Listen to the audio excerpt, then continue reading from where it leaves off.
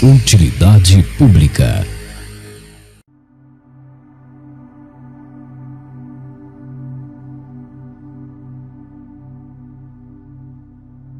Tem gente que só acorda chorando porque ainda não entendeu como desaparecer.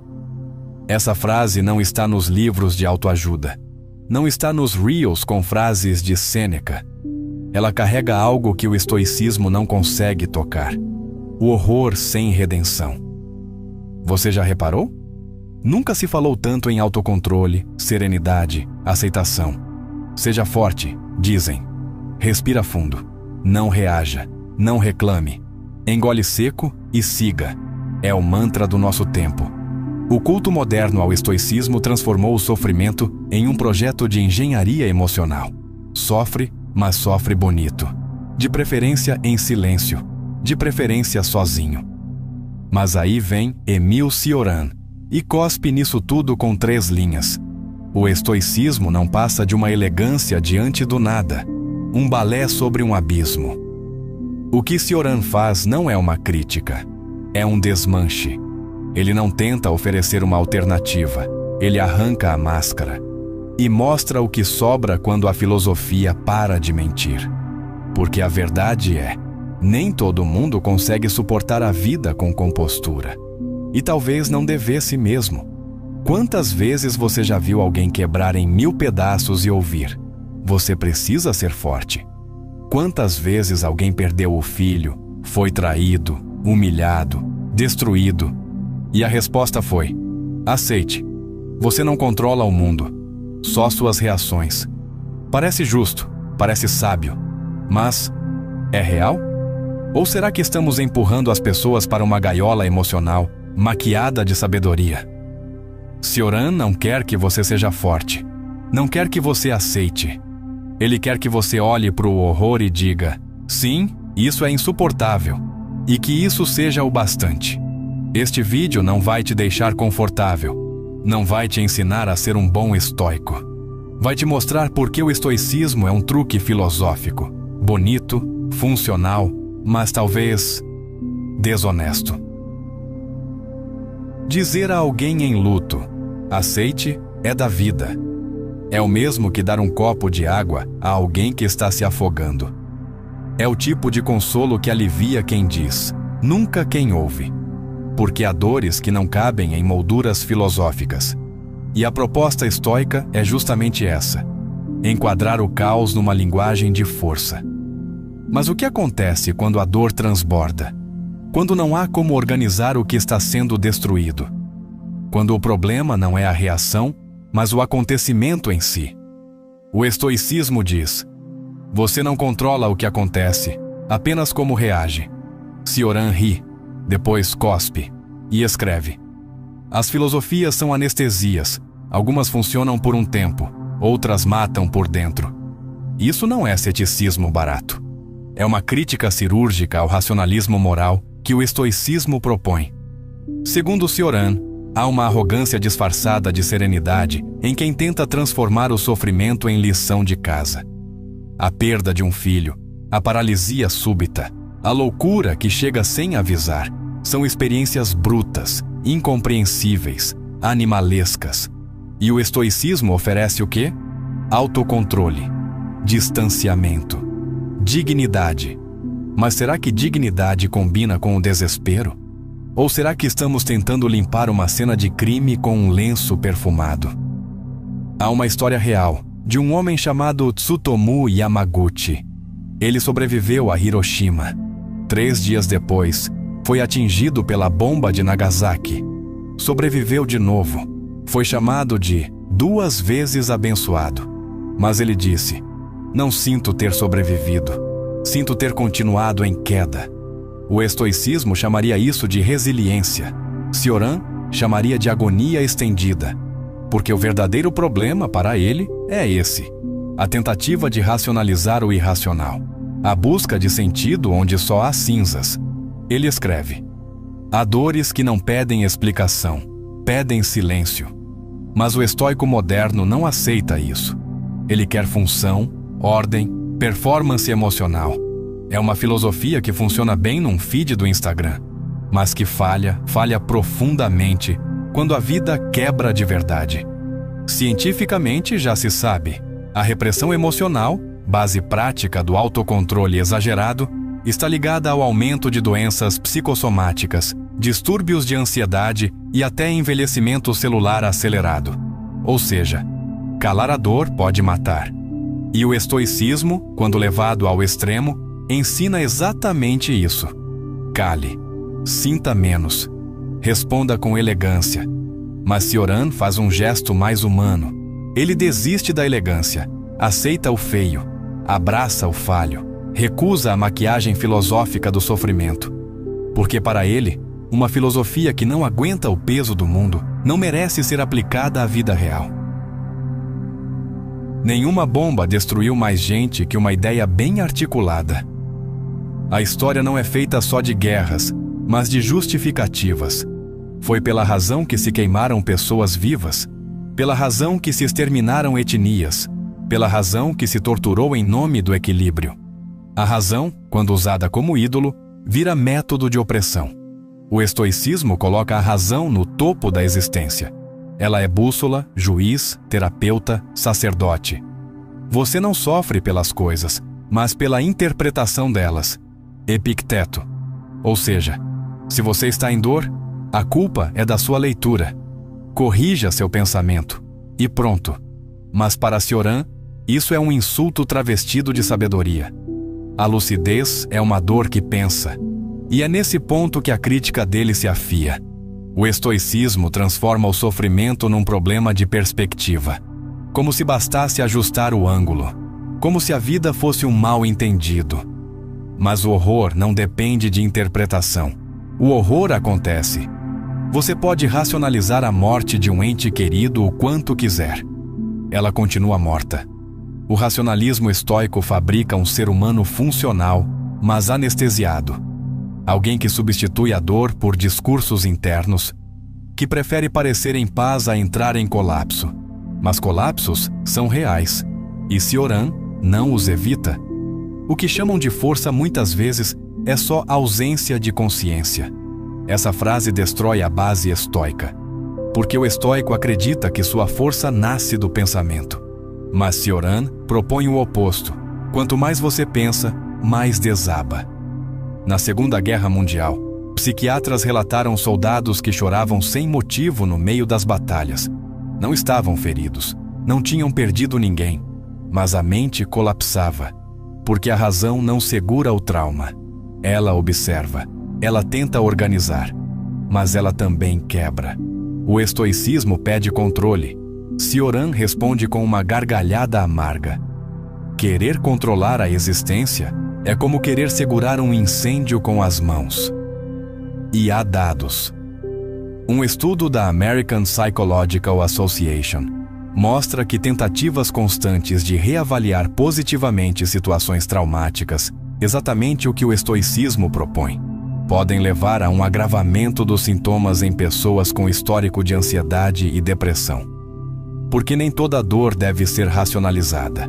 Algumas precisam ser sentidas. E isso é o que o estoicismo não permite, sentir até o fim. Cioran não quer reorganizar o mundo interno. Ele quer reconhecer que, às vezes, o mundo não tem como ser organizado. E que aceitar isso, não como paz, mas como verdade, é mais honesto do que forçar serenidade com frases bonitas. A mente é um hospedeiro que acredita ser o dono da casa. Acreditamos que somos senhores de nós mesmos, que a consciência governa, que pensar basta. Mas no silêncio entre dois pensamentos, você já sentiu o pânico escorrendo pelas bordas da alma? Aquilo que surge sem aviso, sem permissão, sem lógica. É ali que Cioran aponta o dedo, não contra o mundo, mas contra a farsa do autocontrole. O estoicismo vive de um mito, o da fortaleza interior. Segundo ele, o sábio estoico é invulnerável ao acaso, porque se governa por dentro.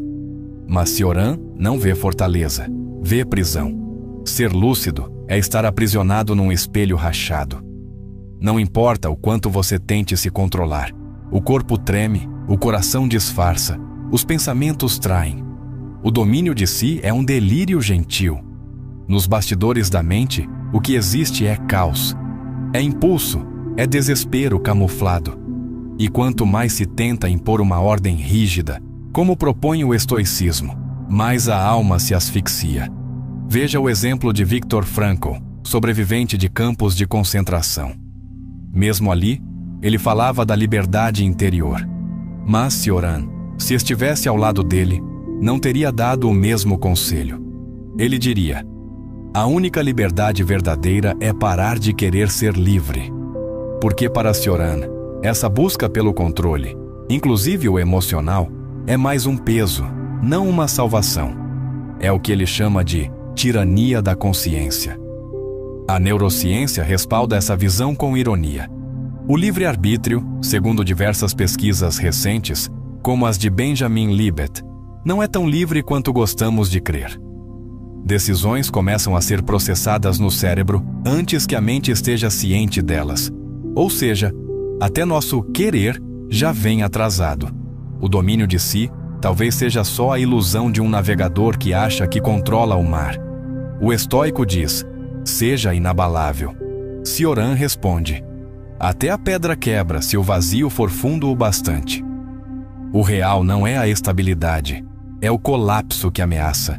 E fingir que estamos acima dele é viver num teatro emocional de superioridade silenciosa. Essa postura estoica, de se isolar internamente do sofrimento, não passa para Cioran de um medo sofisticado. Medo de sentir, medo de quebrar, medo de admitir: não tenho o controle nem sobre mim. Porque talvez seja isso que nos torna humanos, a falha constante em sermos inteiros. Ser bom enquanto sangra não é nobreza, é perversão. Há uma mentira respeitável, antiga, quase sagrada, a de que a dor nos melhora, que o sofrimento lapida, purifica, eleva, que a alma, quando ferida, deveria reagir com grandeza. O estoicismo construiu um altar em cima dessa ideia. Para Sêneca, a adversidade é treino da alma. Para Marco Aurélio, o mundo pode esmagar seu corpo, mas jamais seu caráter. É bonito, é inspirador, é irreal. Cioran não romantiza. Ele rasga: nenhuma dor melhora ninguém. A dor, quando muito, nos diminui até que aceitemos rastejar. O problema da virtude estoica é que ela transforma o sofrimento em vitrine moral. Não basta sofrer, é preciso sofrer direito, com controle, com postura, com filosofia. Mas o sofrimento real não tem ética. Ele não é pedagógico, ele não te lapida, ele te mói. É como assistir à fome de uma criança e dizer: isso vai fortalecê-la. Ou ver alguém em luto profundo e dizer: você tem uma escolha sobre como se sente.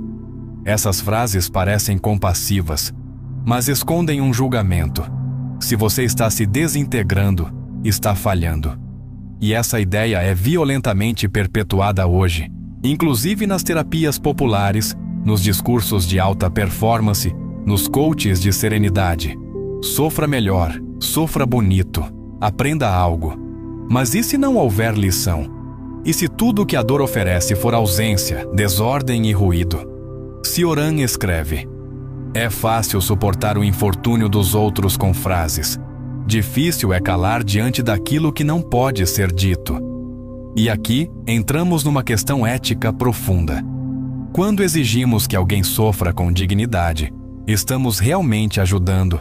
Ou estamos apenas tentando manter a estética da ordem em um mundo onde tudo está caindo?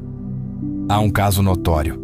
A fotógrafa sudanesa, que registrou uma criança faminta sendo observada por um abutre. O mundo inteiro viu a imagem. A crítica veio de todos os lados, mas ninguém perguntou o suficiente. O que significa manter a compostura num cenário sem sentido? O estoicismo diria: mantenha a virtude. Cioran diria: a única virtude possível diante do horror é calar ou chorar. A ciência também começa a questionar essa valorização do sofrimento como redentor.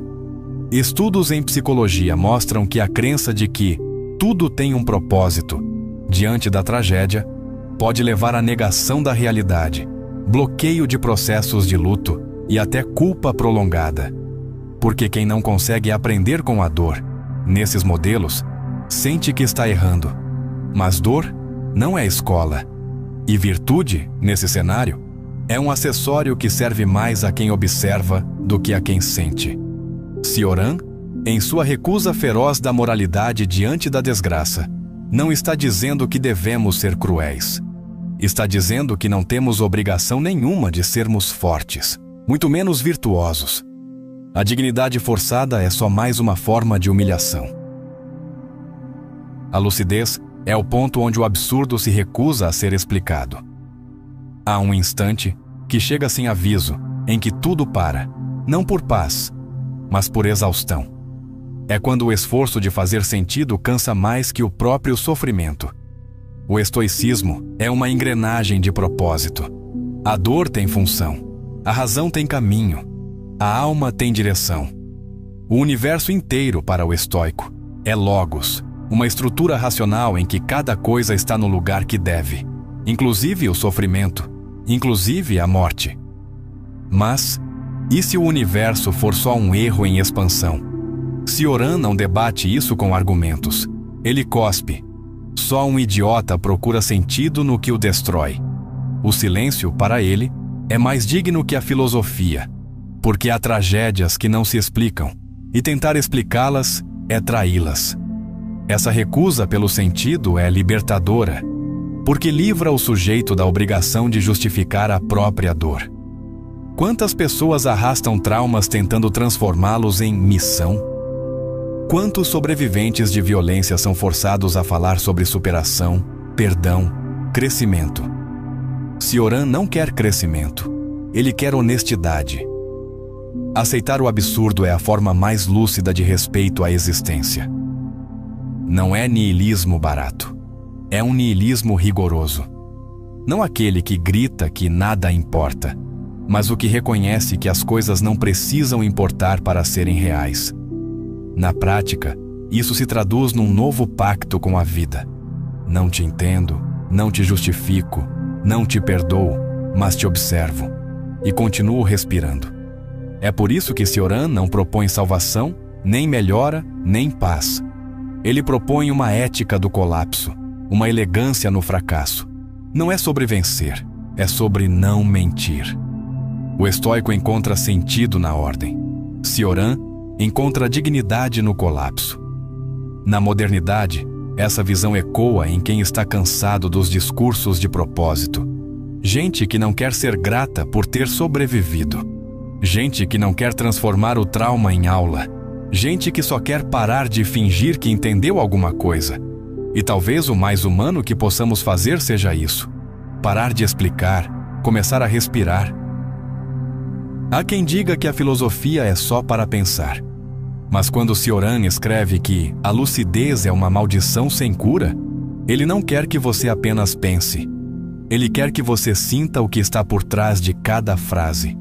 O colapso disfarçado de consciência, o desespero por trás da serenidade estoica, o vazio escondido sob a palavra sentido. Se você chegou até aqui, talvez tenha sentido isso também. Talvez, em algum momento da sua vida, o silêncio tenha feito mais sentido do que todas as explicações. Talvez você também tenha olhado para o mundo e pensado: é sério que a resposta é aceite com virtude? Se esse vídeo te tocou, se ele te desconcertou, te fez pensar ou até te incomodou, então ele cumpriu seu papel. E se você chegou até o fim, você já está me ajudando mais do que imagina. A sua presença aqui sustenta esse espaço, de verdade. Mas se você quiser ir além, se quiser apoiar essa voz que tenta pensar o incômodo, o desconforto, o que ninguém quer dizer, você pode se tornar membro do canal. Você ganha acesso antecipado aos vídeos, conteúdos exclusivos, bastidores e entra num círculo de pessoas que não têm medo de olhar para o abismo e, mesmo assim, continuar buscando. Outra forma de apoiar é com o recurso Super Thanks, uma forma direta de dizer: esse vídeo valeu, essa reflexão me atravessou. Mas se hoje não puder, tudo bem. Assistir, curtir, comentar, compartilhar já faz muita diferença. Você faz parte disso, mesmo em silêncio, porque aqui a gente não busca respostas fáceis. A gente busca verdade sem anestesia. Obrigado por estar aqui. Até o próximo abalo.